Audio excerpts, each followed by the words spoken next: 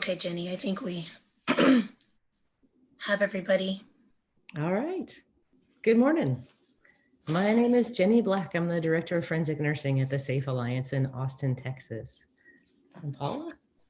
Hey, good morning, everybody. My name is Paula Marks. I'm the Forensic Nursing Manager at the Safe Alliance in Austin, Texas. I'm really happy to be here.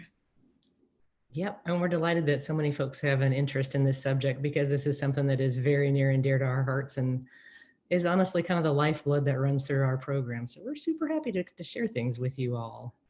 So we wanted to talk with everybody about how to take trauma-informed from kind of a buzzword to a set of actual behaviors that you can engage in that can, make your encounters with patients and clients a little easier for everybody. So what we're going to do is build some self-awareness. We'll demonstrate some simple and practical language and talk through a few difficult situations that you may run into. These universal precautions and practices are good for providers too. We want to treat each other with the same care that we give to our patients and clients. And when we get towards the end, we'll also share some telehealth tips and tools because we've been providing care by telehealth since the middle of March. So we've got some practical tips for that also. So I think the basic idea here is that we use words because we can't use touch to provide comfort in these situations. And we've spent a lot of time over the last 5 years really honing the language that we use and the language that we teach other providers to use too. So as far as we think, words are your most important intervention. All right. Yeah, absolutely. And I come to this work, from the hospital. I think both me and Jenny come from working as a nurse in the hospital and recognizing that this trauma-informed language was not utilized. I didn't learn it in nursing school. I didn't see it modeled. And so when I finally met Jenny 6 years ago and we had our first conversations, it was a lightning bolt to recognize, wow, we can really build on this. And it's kept me in this work and in this program for so long. So I also look at it as a way to promote sustainability in this work. Yeah, that's very true. That's a really good point. All right, we'll go next slide. Jenny, give me 2 seconds to try and find my cursor in all of this. There it is. Okay. All right, so this is a little poll question. And we got a little poll that's popped up. We're just curious about where folks are calling in from across the state. Thank you so much for filling stuff out.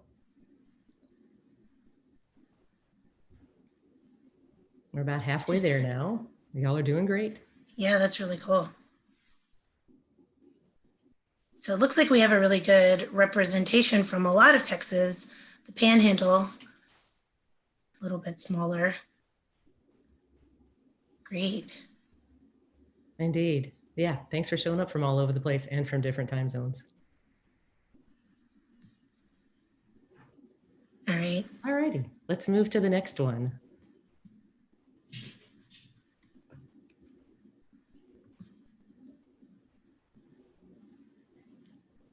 Jenny, do I need to push share results? Oh, no, never mind. We're learning how it works on the back end too, y'all. We are. All right, yeah, the next poll is, what's your poll? Healthcare, advocacy, law enforcement, prosecution, other? Thanks for filling that out. Looks like there's a lot of victim advocate. Wonderful. Prevention and education.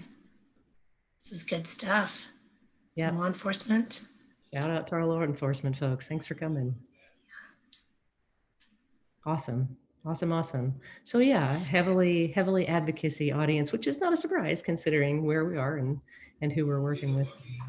That's good to know because that kind of helps us be able to point things one direction or the other.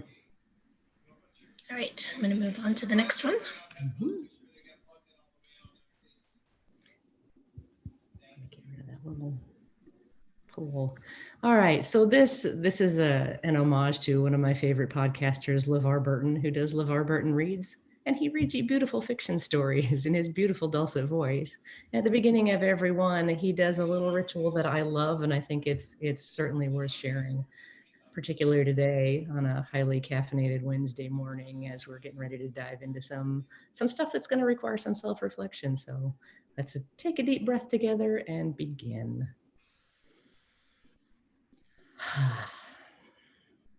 Thank you. And one thing you'll notice if you ever meet me in person is that I'm a big proponent of mindfulness and meditation and deep breaths. So we're just going to take y'all with me. Yeah. So here's where we're digging into the meat of the presentation. Yeah. And this slide is, what do we take with us when we go into patient and client encounters? And I want y'all to kind of reflect for a moment and think about all the different things that we do bring as service providers. You know, our names, our genders, our work experience, our trauma histories, our families, historical trauma. That's a lot to bring into the room every time you come in. So it's really important to be mindful about what that is that you do bring into the room. Right. So if you feel like it, throw stuff into the chat that has crossed your mind as we're talking about what comes with us as responders and providers. So moving on to the next one.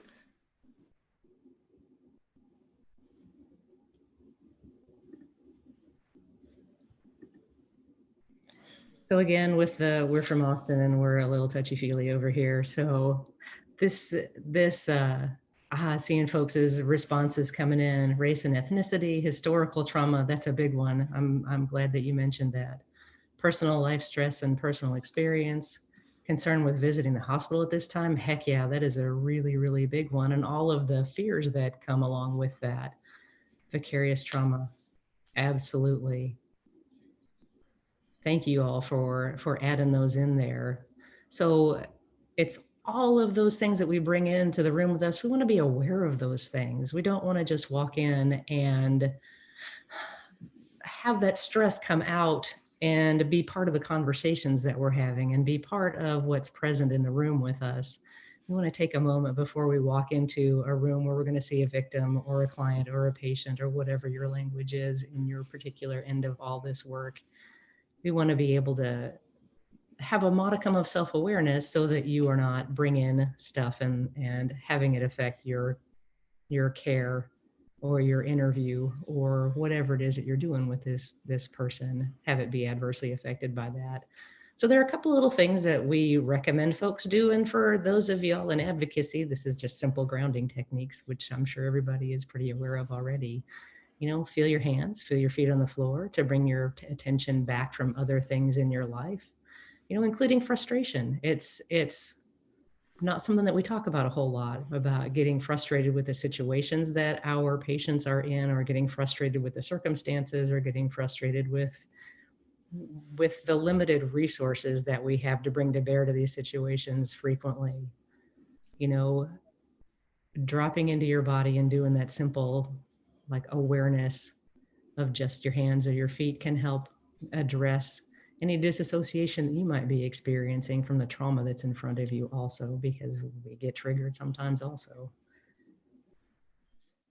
Yeah, and I wanted to add to that of just kind of the mindfulness of this work. I'll share a little story with y'all. When I was first learning this work about 6 years ago, I was helping Jenny with organizations of paperwork and charts and doing some things. And I took a moment to honor and respect the fact that each paper that I was shuffling through and I was looking for it, make sure that the sticker was signed and the signature was on it. This was somebody's story. This was somebody's trauma. And it took me a second to kind of drop into my body and have that mindfulness approach of, wow, even though this is a mundane task of organizing papers and putting them into the appropriate piles, I need to have respect and dignity for every survivor that I serve. And it comes from working, you know, being mindful from the entire process. And yeah. I love that story. That's something that Paula shared with me. Gosh, it's probably been 4 or 5 years ago now, and it stuck with me. And as we were building this presentation, I was like, hey, do you want to tell that little story? We both thought of it at the same time. It really struck me that she brought that awareness into this work. And I think it's important because that carries through our intention to treat our patients with respect and dignity. But it's also just not when they're right in front of our faces. We want to carry that care throughout whatever we're doing in our work in this field. I want to thank some of the people that are putting in the chat, particularly fears of not being what they need at that time. I think that's a really, really rich statement. And this mindfulness practice and this dropping into your body and these grounding exercises can give you a little bit of resilience to that, and to recognize that you might not be, you know, everything, but at least you can be in your body and be present for them. And that's what I've heard is the most powerful stuff that a survivor could want, is just somebody to listen and just somebody to be present with them. Right. And closer to the end of this conversation with you all, we're going to talk about what to do if things go badly and how to repair. And I think that may point a little bit towards what this commenter is bringing up too, fear of not being what's needed at the time. Absolutely. All right. Next one. All right. This is practical tip number 1, options instead of assumptions. Keep calm and assume nothing. I listened to a really great panel recently, a survivor panel, that this was what they stated was what they wanted most from their past experience of dealing with you know, all of the people that they interacted with after their sexual assault, is that they just wanted someone to stop and give them their options and talk to them about what they could do. And it's just because somebody shows up in the clinic or somebody shows up at the hospital doesn't mean that they're going to want to do all the things that maybe a forensic nurse has to offer. Being that authority figure of somebody in scrubs in the hospital or in a clinic, or even just being somebody that wakes up at 3 o'clock in the morning, it creates a little bit of a power differential, and we need to honor that and know that. And I think it's important that we create that space and that time for options and questions, and kind of stop in that train to let the survivor tell us what is the most important thing for them. Right. Part of what we bring into the room, every one of us on this call, is the authority that we hold by virtue of the positions that we have. And that's something to certainly be aware of, because having that power dynamic can be something that makes it hard for people to ask questions or to question us even. We want to create a space that allows people to say no, or to say, why are you doing that? Or to have whatever response it is that they're having in the moment and not feel guilt and shame about it, if we can at all do that. Right, here's a good comment. You know, without informed consent, how can folks consent without full knowledge of the options? This is something that we teach and train on all over the place. So the way that we do this in our program is we offer 5 things, and this is how we teach it when we teach new nurses coming into this field too. So as I'm running through the 5 that we offer, think about what you all offer.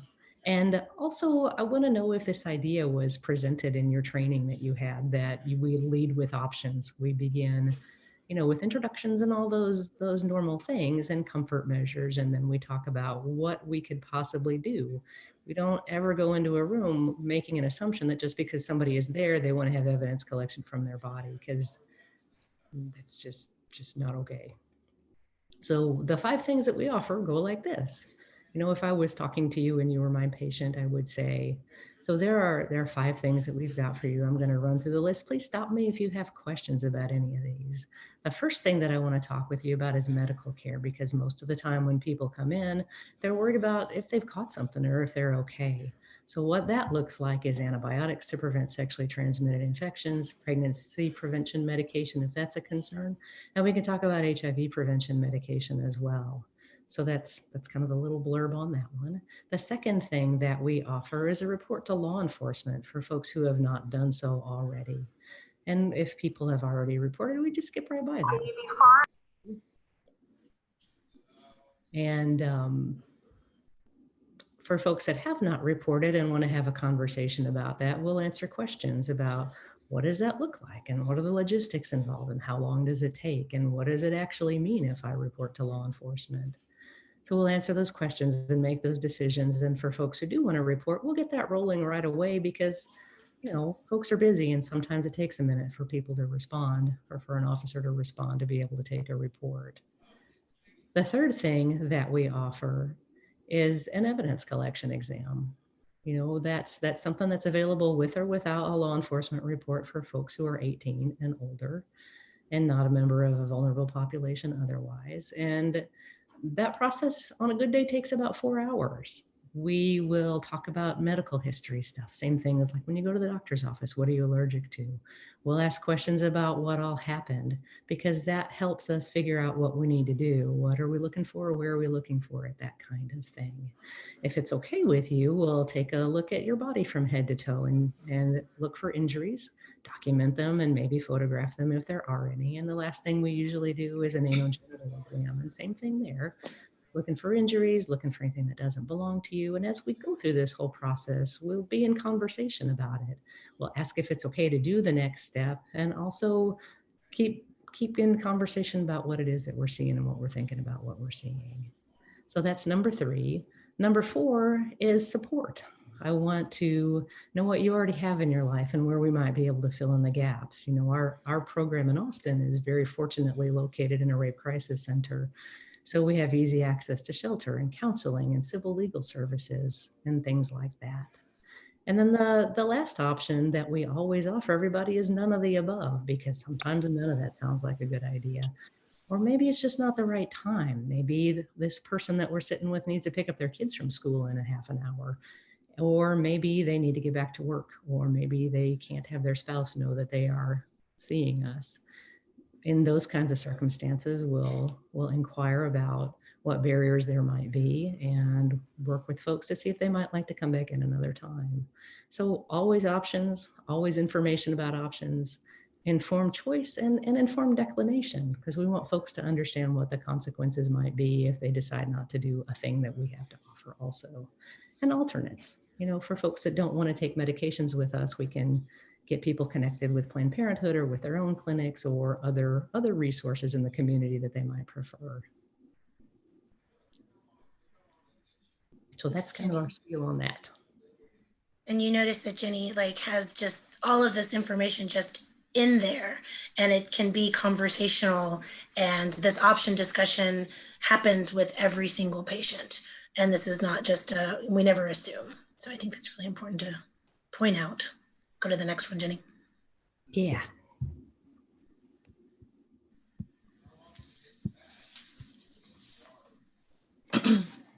So next practical tip is the use of conditional language.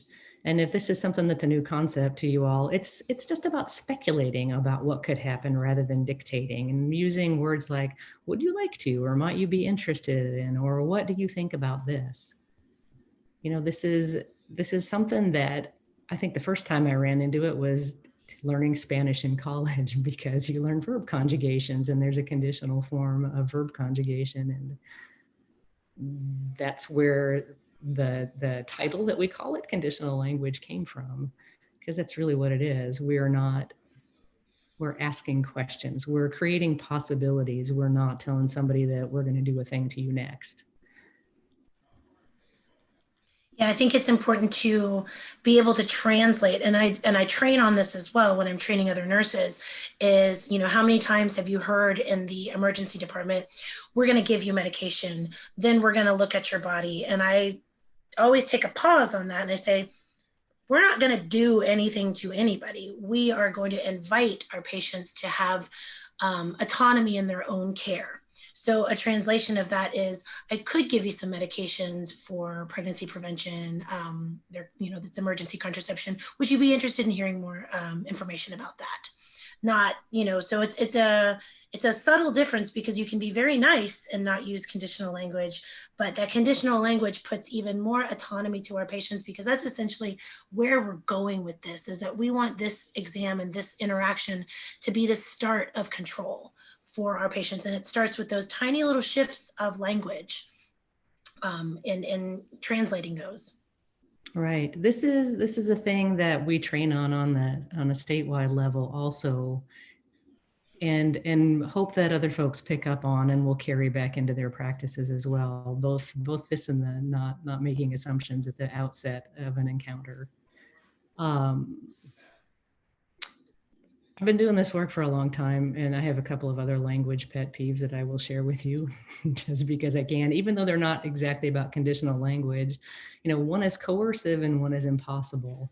The coercive one that I hear in healthcare environments is along the lines of like, sit here for me, hold still for me, put this under your tongue for me. Like you need to do this for me to please me. And I don't care for that at all.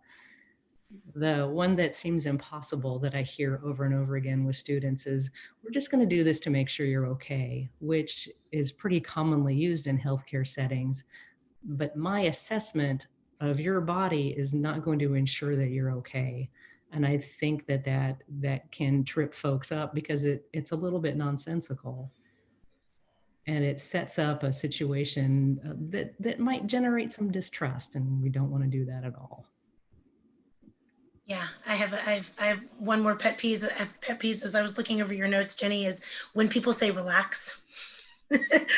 Don't. That's something that I've learned that when a nurse or somebody says, "Oh, just relax," it's that can be quite triggering because people they shouldn't have to relax, and they shouldn't have to do that to please you. So there's other words and other things that we could do, and we'll be talking about that throughout the rest of this presentation.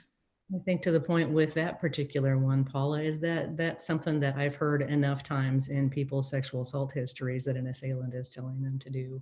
Be still, relax, those kinds of things. And we don't want to use any kind of language that could mirror any of that stuff. Absolutely. Absolutely. All right, next one. What to do when someone says no? First of all, it's a really great thing if you have been able to build enough space into your encounter with a survivor of sexual assault that somebody feels okay saying no to your authority. That's a good sign. That's not that there is something wrong. That's not that this person is antagonistic. That's not that things are going badly. It's actually an indication of a healthy encounter with somebody who's taken some power and some assertion back to themselves. Yeah, I think it's important to recognize that if you are actually using conditional language and you're presenting this information as options, that's wonderful. Somebody is saying no, and that is them again exerting their autonomy and taking their body and their choices back. Potentially, like I said, you're seeing people that have had their choices taken away from them, and so anything that we can provide, and when they are saying no, I actually love it. And so then it can inspire a little bit more questions about, because we want to make sure that they actually do know what they're saying no to. So Jenny mentioned a little bit about informed declination. You want to talk a little bit more about that and the questions that you use, Jenny? Yeah, so when you get a no, you may want to check in to just see if there's some missing information that might be underlying that decline. We want to pop back to our conditional language and avoid saying like, well, why not? Because that can really put folks on the defensive. I imagine everybody's had experience with that before. So instead of that, we might say, help me understand what has you say no to that right now, or what has you feeling iffy about that. Or I want to understand what you know so I can fill in any gaps that you might have. I mean, you can just straight up call it what it is and address whatever might be there. And it may be something that surprises you. And if it is, then we'll just follow up on that and take care of whatever it is that the person is presenting to you. It might have absolutely nothing to do with a knowledge gap. It might have to do with, I have allergies to that medication. We hadn't already had that conversation. It may be that, like we mentioned before, I can't stay here for 4 hours. There are lots of reasons that folks have to decline things, and we want to make sure that they've got room to do that. Absolutely. Absolutely. Anything more on this one, Jenny? Let's go to the next one. Okay. So informed consent for each procedure. Somebody in the chat wrote, informed consent, how can they truly consent without full knowledge of options? I love that, because this is where we build on this even more. This is practical tip number 3. And we kind of break this down and into 4 parts. For each thing that we could do for somebody, we talk about the, the what, the why, the how, and is that okay? And so an example of that, and Jenny, you can give an example in just a little bit, but an example of what that could look like is for taking some buccal swabs. So the way that I would say that to a patient is, and I would usually have my 2 long swabs. I'm like, so what comes next is I could take a sample of your own DNA. That's called a buccal swab. What that looks like is 2 long kind of Q-tip looking swabs going on the inside of your cheek. What that does is it allows us to get a sample of your DNA, and then it can be put into the lab, the kit, so that the lab can compare it to any other foreign DNA that they might find on there. How does that sound to you? And you can see how in the conversation that I just, laid out, all 4 of those components are in there: the what, the why, the how, and the is that okay? And I think it's really important to know that when patients understand the rationale of why you might be doing something, or why this could be important, or why this could be beneficial for their care, again, that can provide that full informed consent. So the way that I train on this as well is that every nurse that I train needs to know why this question is asked, what it's utilized for, and the rationale by it, and to ensure that you get consent. That's not for just the interview questions, that's for the evidence, that's for the clothing collection, that's for every intervention that a forensic nurse could do. I want them to be able to utilize this 4-part language to describe everything that they do, because I think it's important for patients to understand exactly what this information and what this evidence collection is going to be potentially used for. Right. So this informed consent process is something that is outlined in both our international organizations, procedures and protocols, and also in the Texas recently updated evidence collection protocol. They don't go into as much detail, but their intention is the same, is that it's not just consent to have a medical encounter or a medical forensic encounter, it's consent for every procedure that's part of the process. We want to give people, again, the opportunity to say no or to ask questions about something. Rationale is critical for all of us to understand, because we need to be able to answer questions when we're in an encounter with our patients. And we also need to have rationale so that if we do go testify in court, we're able to explain why we did a thing or why we did not do a thing. And it's super important for both of those reasons.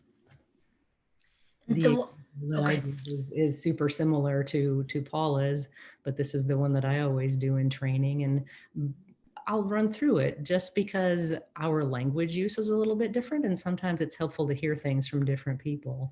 When we train new nurses in this work, one of the biggest requests that we get is to please tell us how to say these things. What are the words that we should use? What's the tone of voice that we should use when we're talking about genital photographs, when we're talking about HIV medications, when we're talking about any of the things that we talk about? Because this is, it's a loaded situation. It's high stakes, and it's easy to be concerned about your ability to communicate something clearly and in a way that also conveys caring. So we often sit around and have a round table and share, how do you say this thing? No, how do you say this thing? And when we started our program in 2015, we would record each other and share it with each other because it was just easier to be able to refer back to it. So when I talk to folks, here's what I'd like to do next, and that is comb through your hair. The reason why we do that is because sometimes stuff gets caught up in your hair, like fibers or fuzzies or grass or other people's hair, things like that. The way that I'd like to do that is this. I've got this generic black comb here and this little white paper towel I'd like to drape over your shoulders and then just kind of comb over onto the paper so we catch anything that might be combed out. Would that be okay if we do that next? So you hear in there, again, the what it is, the why, and the how, And then that conditional request, would that be okay with you? Let me know if that's okay with you. And if it's not, then we've got an opportunity to provide some more education, or we've got an opportunity to 11:25. take our process with you when you get a no, to make sure that folks have all the information that they need to make informed choices and informed declinations. And sometimes the language around that is just, I'd like to make sure that you are as happy with your decision as you can be now, and that you will continue to be so in a week, in a month, and a year. So let me make sure that I answer all the questions that you have about this so that you've got what you need. So that's Another thing that, sorry, Jenny. Really good. Another thing that I wanted to add to that is that some of the questions that we do ask can be quite, they're invasive, they're triggering. And so when nurses know the reasons why and the rationale why, then we can take some of those questions that might feel blamey or shamey or make our patients very uncomfortable, and we can give them a rationale of like this, particularly about maybe the ones about there's some questions in the chart related to did you scratch or injure your alleged perpetrator, and that can make people feel really uncomfortable. And it's important to have the rationale already built into the questions when you're asking, because we want to make sure that we're not putting any kind of blame or shame into the way that we ask those questions. So I ask it with that rationale baked into the question every time. And I say, because we want, we might want to consider getting underneath your fingernails and with some swabs if that was the case. And so it lets people know that it is okay that they didn't answer this question in a certain way, because we're just asking this for a certain kind of rationale. And it's important that everybody knows that. And the other thing that I wanted to say to all the advocates in the room is that I want to empower y'all to know that this is in the national protocol. This is in the Texas protocol to get informed consent for each procedure. So if you're not seeing that within your program, maybe that you're working with, maybe that's an important thing to bring to the SART, or to bring to some debriefing conversations of making sure that everybody does know that this is part of our protocols. This is part of our national and state protocols. Right. I'm glad you brought that example up, Paula, because that's one of the diciest questions that we have in our set of questions, is about whether or not the reported perpetrator sustained any physical injuries. It's important because it helps corroborate stories. It's important because whoever is doing a physical assessment of that other person, if that's something that's possible, can check for those injuries. But it's really easy to say it in a way that is blamey, like, why didn't you fight, is the underneath statement with that question, if you're not really mindful about the words that you use to ask it, or the way that you ask it, because you want to be sure and include the rationale for it. And sometimes it's fine just to state, like, I really don't want you to think that I'm asking you this question so that you think you did something wrong. That's not what this is about at all. It's because someone may later on find this person and then check for that particular injury on them. Or it might be that, like Paula said, we want to swab underneath your fingernails if there was a scratch or something like that. There's another question that we ask folks that's about alcohol use that carries the same, it's not quite as weighty, but it has a similar potential burden of misunderstanding that's easy. Have you had any alcohol in the last couple of days? Or when's the last time that you had alcohol? I want to know that, because I'm not going to give you metronidazole, because it's going to make you throw up. It's a medication to prevent one of the common sexually transmitted infections that we provide medications for. It's not because you're a bad person. It's not because you're an alcoholic. It's not because there's something wrong with drinking. It's because I need to know it from a medical standpoint. So I always include that information when I ask those questions. So when you have questions that have that potential for misinterpretation, be sure that you're including a robust rationale with them. So we got a couple of questions. Yeah, thank you. I appreciate that. How can law enforcement help in informed consent? We're gonna open up for questions when we get to the end here in just a little bit, and that's a great one. I absolutely want to go there and have some conversation about that. I'm going to flow to the next slide, Jenny, because I think our conversation that we were just having really flows nicely, because picking up when your words fall flat We are all going to say something that we didn't mean to say. We're all going to make mistakes. We're humans. Like we talked about at the beginning of the presentation, we all carry our own stuff, our own biases, our own trauma history, our own vicarious trauma. So there's going to be a high chance that I say something that doesn't land right, or I see something that falls on the ground. What I think is important to say is, be authentic, own that. There is a power differential that we talked about earlier. And it's on us to own that and be authentic and humble and ask for a redo, apologize, but then again, don't make it about you. Move on. Very succinctly do these things. And also, I think it's important to recognize that don't let any kind of discomfort just kind of lay there. If you've said something that you realize that you just asked a question that is just, the tears are falling, the head is down, it is okay to inquire about that. It is okay to, to even say like, wow, how are you feeling about what I just said? Or just inquire, just be curious. Because when you are, it invites that patient or that survivor to tell you, or if not, it allows you to own it and say, all right, let's move on. I know that in this, I think it's just important that we take responsibility for our own mistakes. This is one of my favorite things to teach about because it's so critically important. And this is not just a work skill, this is a life skill in general. When I think Paul is right, it's not a matter of if, it's a matter of when something comes out of your mouth and it has an unintended consequence. It could be because I'm distracted about something. It could be because I'm worried about what time is the officer going to show up, and are we going to have to take a pause in the middle of something that I can't really take a pause in the middle of? Or, it could be that my phone is just going nuts because there are a whole bunch of patients that are circulating that would like to get seen today. It could be a whatever. It's not like any character flaw or moral failing, or there's nothing wrong with being wrong, I guess is what I'm trying to say. And I think Paul is right. Ask for a redo. Some of the language that we like to share with our students around this is like, well, I can see that didn't go over quite the way that I had hoped it would. Let me try that again, if that's okay. And the don't make it about you part is important also, because we don't want to put our patient, client, victim in a position where they feel like they have to take care of our emotions.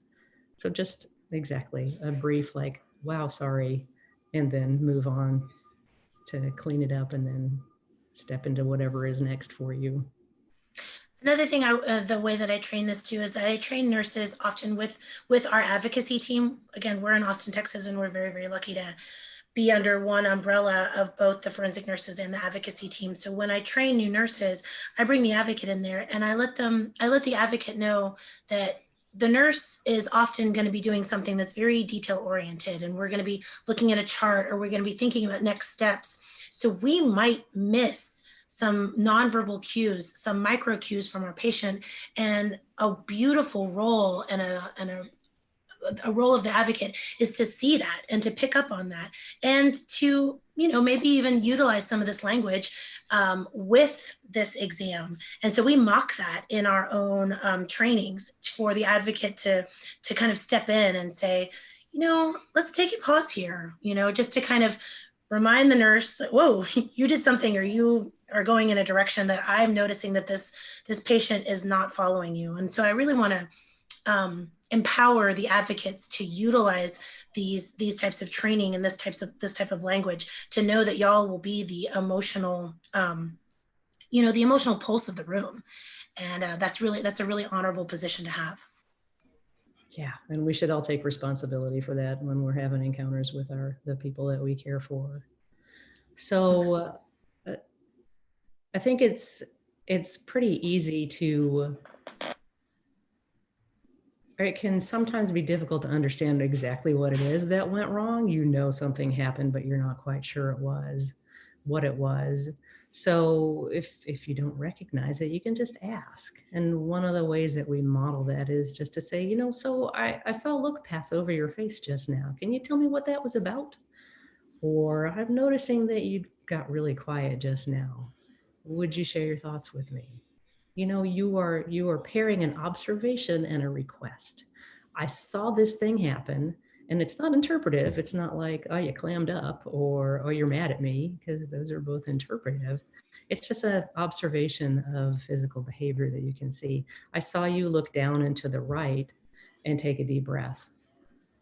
And that made me a little concerned that something I'd said might have hit you the wrong way. Can you let me know what's happening with you right now? Or would you mind sharing with me what's happening with you right now? I mean, there's a million ways to say those things, but the technique is an observation and then a conditional request. So there's Should another. I go to the next one?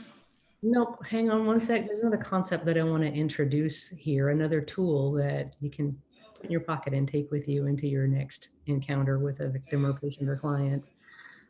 This is a thing called a negotiated interruption.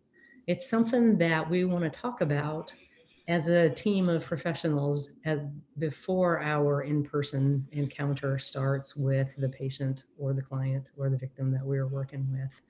The folks who are going to be participating on the professional end of things can create a cue or something.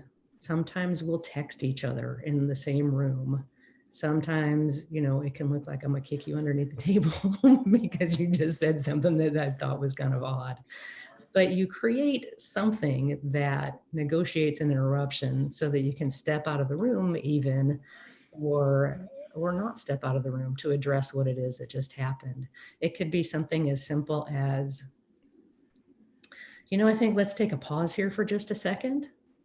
And if you don't mind, I'm going to step out of the room with the nurse and we're going to check in about a couple of things and we'll be right back. Can I get you anything before I leave the room? You know, it can be that if there's something that needs a lengthy discussion. If it's something like, how do you think this is all going? Because sometimes that's a thing that we want to step out of the room and have a conversation with each other about. We're pretty good at reading people's nonverbal cues, as I'm sure that everybody on this call is, but sometimes what we're seeing is inconsistent, and sometimes what we're seeing doesn't make a lot of sense. And it can be super helpful to check in with your nursing or advocacy counterpart to go, what do you think's going on here? What is happening? What do you think might work better if you're feeling like things are not going well? So having an ability to create a negotiated interruption can be a super powerful tool to take things, you know, out of the ditch back into the middle of the road if you need to. Okay, now I'm done. Good stuff in here, Jenny. I think this flows nicely into this next section. And again, this is practical tip number 5. I'm gonna let Jenny introduce some of this. Right, so y'all know what call out culture is. I'm not fond of it because it isolates people and it eliminates the possibility to learn in community. And that's all I'm gonna say about that. So instead of blame, shame, and condescension, we're gonna connect, we're gonna try to meet needs, and we're gonna create workable solutions. We're going to use some of the same tools that we talked about, that observation and that request, but we're going to add a couple of more in the middle. And I want to give credit to where this formula comes from. It comes out of nonviolent communication. And I don't know if folks are familiar with that or they have had training in it. It's a real powerful set of tools that allows us to lead with presence and curiosity and to have conversations that might be difficult and to make requests for things that we might want and to be able to hear requests from other people and consider how we might like to move forward. There are some really powerful tools from that product that can be brought into this work that I think are really, really helpful.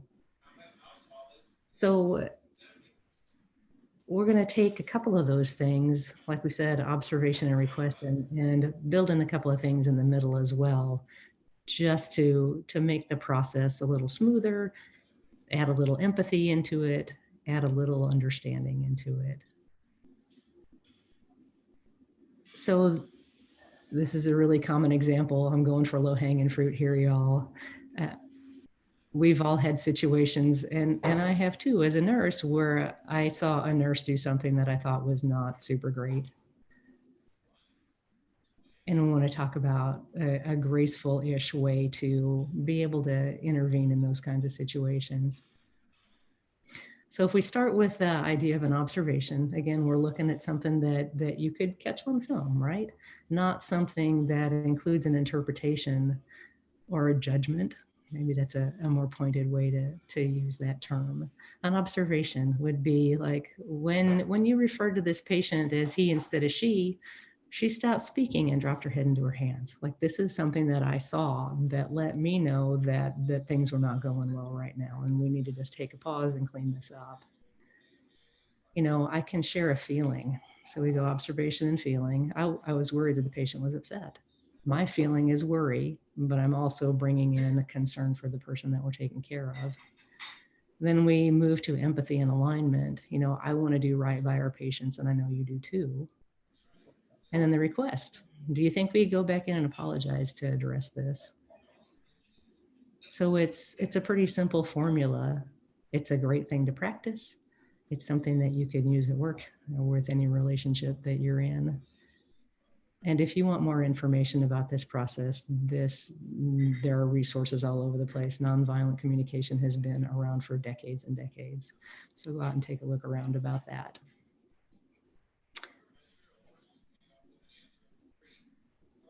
You explained it so beautifully, Jenny. I don't have anything to add on this one, other than I am really enjoying myself learning about nonviolent communication and utilizing this technique. And if you're interested in knowing more, we can point you in the right direction. Mm-hmm. Yeah, there's lots of great stuff out there. All right, next slide. Okay, this is some practical tips that now when we are working in this, COVID and pandemic world, I know that there's been a lot of,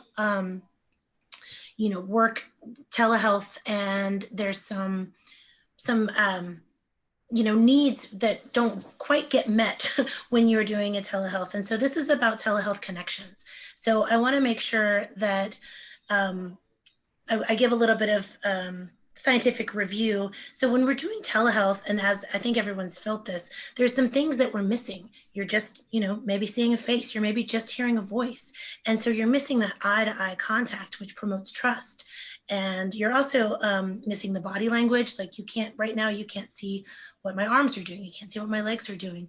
You're missing potentially something called joint attention, when we can both look at something together and say, here are the swabs. And so we can actually eyeball to eyeball. So all these things create just a little bit of, more of a disconnection. So I wanted to first address those things and then think about some ways that you can utilize some techniques to promote that. And so right now what I'm doing is, if you have a telehealth screen or a camera, looking right into the camera's eyes. Like right now, I can't really see what's on the screen, but I'm looking right into the camera's eyes so that I know that that patient could potentially hear and, connect and see with me. And so it creates that connection.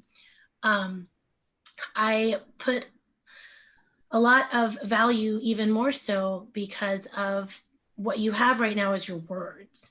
You have your words. Those are your most important intervention in a telehealth encounter. And I have some words that are listed on this slide that I like to just remind everybody to utilize: empower, affirm, equalize, validate, acknowledge. And the ways that you can use your words for each one of these concepts can be extremely powerful in this telehealth world. Empowering, like I said, you want to make sure that your patients know, and even maybe if you're the advocate, maybe letting the nurse know that you're working with, that you're there for them, and they're, they've got this, and we're gonna do this together. Affirming is making sure that that everything is we're validating what they want to, what they're feeling, what's going on. We're equalizing the room to making sure that this care is there's nobody that's in a power differential. They might feel that, but we want to make sure that we utilize equalizing language, as in, we're doing this care for you. We could do these things. When you utilize the conditional language, it really equalizes the fact that I'm not going to be doing anything to you. And of course, validating their feelings, validating that this is a strange format. This is an odd thing. Telehealth is weird. It's strange, and that's okay. And that kind of goes into acknowledging as well, and just acknowledging that this is a strange time that we're in, and it's a new format to me too. And we're doing the best we can. So some other tips that you can do, like I said, look into the camera. I exaggerate my gestures a little bit more. I talk a lot with my hands so that people can see things. Be really aware of your facial expressions, because when you're doing telehealth, you might notice that you get a phone call or a text and you look down, and you can let people know, I'm just looking down for just a second because I'm checking my text, and just letting them know, because when people are looking at you through a screen, they tend to interpret things that maybe aren't true. So, making sure that you're explaining what you're doing, and try not to move around too much. Something that we're learning about in doing some of this telehealth nursing stuff is no swivel chairs, no turning your camera around a lot. That can be really jolting to the patients. And ensure that you're talking to people in the first person. Like, everyone in the room is, a person. So you're not utilizing third person for someone else. Jenny, do you have anything to add on that? I know I went through that a little bit fast because I know I wanted to leave lots of room for questions. No, that's good. I only will share my personal advice, which is sitting on a yoga ball. Don't do that. It does not go well, even though it's better for your back. Yeah, I don't have anything else to add to there. That's a rich bunch of helpful tips. Thank you. Yeah, and if everyone's interested in learning a little bit more about that, I'm happy to talk more about that. I know that was a little fast. Right. Go to the last question. All right, let's turn to questions now. And if it's all right, I'll go and start with the ones that are in the chat first. If folks have other questions, please drop them in. If we end up running over, I can stay another 5 minutes or so and answer questions, if that would be helpful for folks. But here's our contact information too. So if we don't end up getting to you, or we don't end up addressing your question in its entirety, please feel free to reach out. Be happy to talk with folks. So first one we have is, how can law enforcement help in informed consent? Well, I have a lot of thoughts about that. I think first and foremost, it's really important to understand the laws that underlie the work that you do, and to be able to go back to criminal procedure codes and say, we need to do this because of this, or you have these options because this is how the legislature decided to do that. And to be able to give rationale, because that's what you need when you're going to have informed consent. You have to have the information. So you need to know why you do the things that you do. You need to be able to offer information that helps to make sense. I would also really suggest doing cross training. That's one of my absolute favorite things, so that when you field questions from the victims that you are interviewing or responding to, you can answer questions about what might happen if you decide to go to healthcare and you decide to get an evidence collection exam. What is that going to look like? What does it look like if you needed to go seek shelter at the area's rape crisis center? How do you access that stuff? Accessing other services, basic information about other services, and rationale for what it is you're doing and the way that you're doing it is going to be the information source that you are going to use to rely on to provide informed consent to folks. I hope that answered that question in its entirety. I also wanted to make sure that Kristen from TASA's dropped the evaluation into the chat. So please fill that out. And there's a section that, if you're interested in learning any more about this, you can definitely let us know, because we will really want to develop more content on if anybody wants any expanding on any of this stuff. Right. When we built this presentation, we're like, wow, we could spend an hour or two talking about every one of these ideas. Be happy to. All right, next question I see is about right to advocacy. So this is a know your legal code one. What I know is that a sexual assault survivor presenting to an emergency department in Texas is to be offered an advocate if an advocate is available. We know that that doesn't actually happen all the time. In places that I've worked here, it doesn't happen all the time. Turnover, people don't know what the laws are that govern the jobs that they do. or people get too busy. So right to advocacy is not statutorily defined as such. It's statutorily defined as a right to offer advocacy or the right to be offered advocacy in a hospital emergency department. And I'm not sure if that got to the entirety of the question. If not, hit us up in the chat and we'll revisit it. I think another thing I wanted to say about that, Jenny, is ensuring that the people that are offering advocacy are framing it in a way that is opting in versus opting out. When you say to survivor, would you like an advocate to come?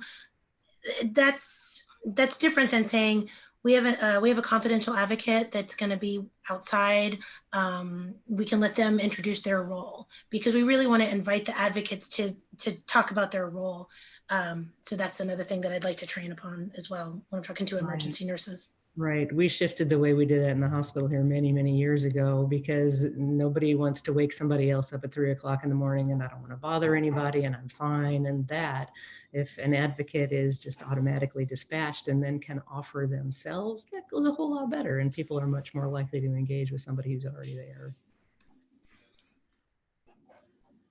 Let's see, what other questions do we have? So recommendations for resources on nonviolent communication. So there's a book, Nonviolent Communication, that the kind of creator of this process came up with. His name's Marshall Rosenberg. That's a great place to start. There's a website for nonviolent communication training worldwide that can point you in other directions. I am in a class, Paula is too, that's working through a book from a meditation teacher whose name is Oren Sofer. The book is called, oh shoot, Paula, what's it called? Say What You Mean. What you mean, thank you. Not quite enough coffee this morning. It's a really great resource because it pulls mindfulness, it pulls from nonviolent communication, and it also pulls from somatic experiencing. So it's a lovely confluence of three of my favorite things. Those are great places to start to find more information about that. I understand that this presentation is being recorded. I am not sure where to tell you to find it. That is something that I'm not really sure. Sorry. But I know that it will be available through TASA's website at some point.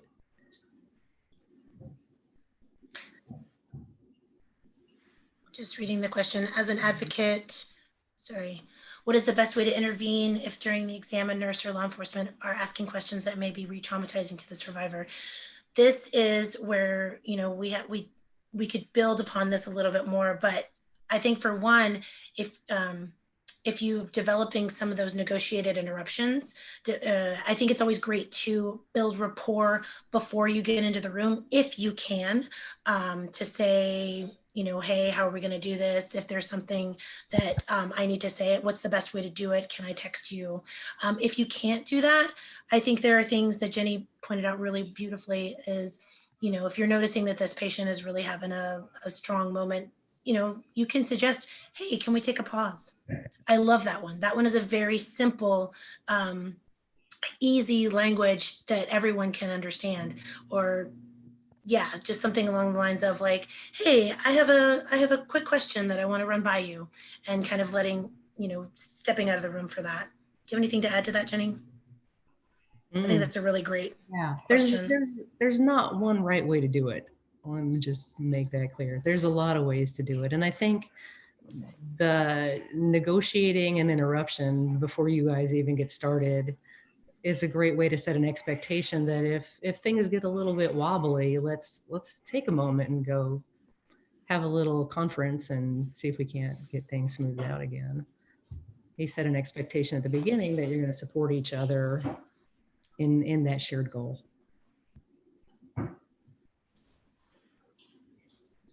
Let's see. Here's a really tough one.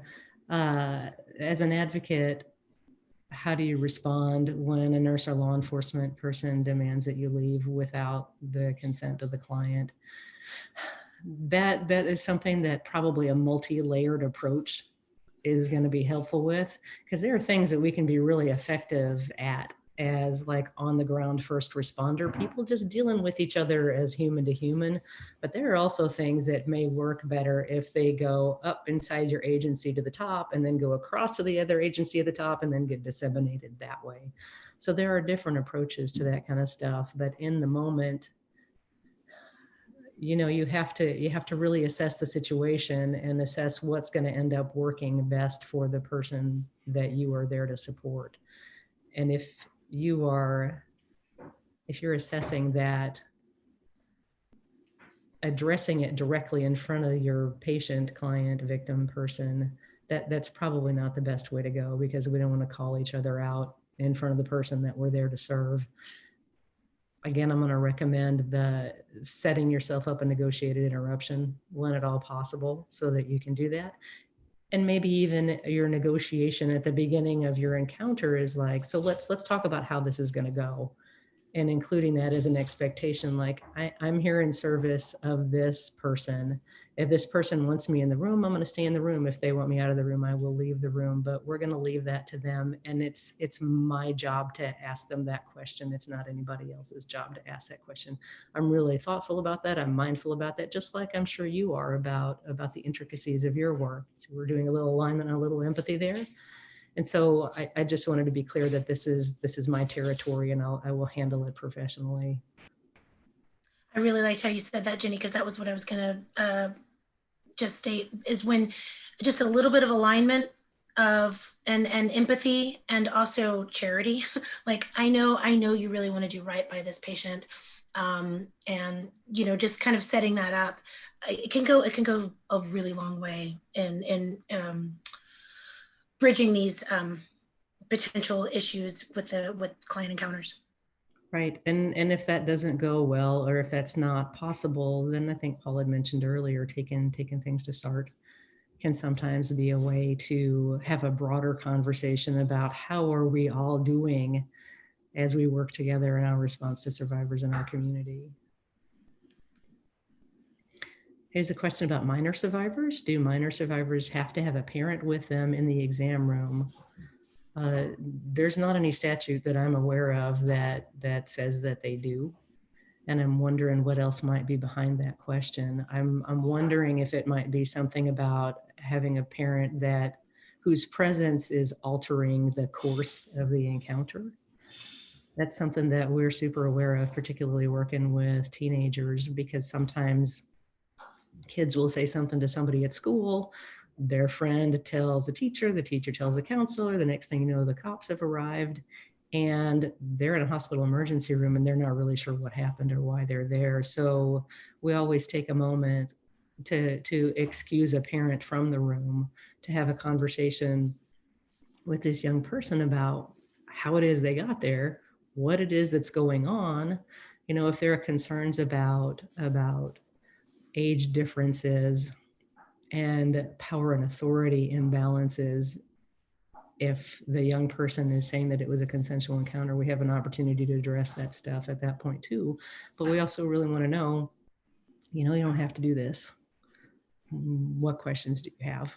How can I help you navigate this set of circumstances? And sometimes I've had kids who say, I don't want to do this, but I'm going to catch more grief if I don't, so I'm just going to go ahead and do it. And that's perfectly fine. That's their choice. And I've had kids say, I had no idea. I didn't need to be here. I didn't need to do this thing. I'm so glad you told me. We're going to stop right now. Yeah, I think that goes into the options discussion of just because a minor is a mandatory report to law enforcement, it is not mandatory that we force any minor to do any part of this exam. And so just creating a little bit of time for that options discussion of, this is what we could do, this is how it could go. What do you want to do, patient? And I always train all the nurses on our team to create just a little bit of time. It might be the whole exam. It might be just 5 minutes where the nurse checks in with the patient, with the minor patient, without anybody in there, just to ensure that there's any questions answered, or there's that time for confidentiality. All right, I think we're at time, y'all. Thank you so much for coming to visit with us this morning. It's been our great pleasure to share this subject, because it's something, like I said at the beginning, that's really juicy and really important. And we spend a lot of time thinking about it and talking with each other about it and trying to figure out the best way to teach other folks how to be mindful of language and to make choices that create space and not limit people's options. So again, if folks are interested, we've got email addresses here. Please hit us up if we didn't get to your question or if we didn't get your question covered sufficiently. Be happy to engage. Everybody have a great day. Thank you so much. Thanks for letting us talk about this. We could talk about it for days. It's true.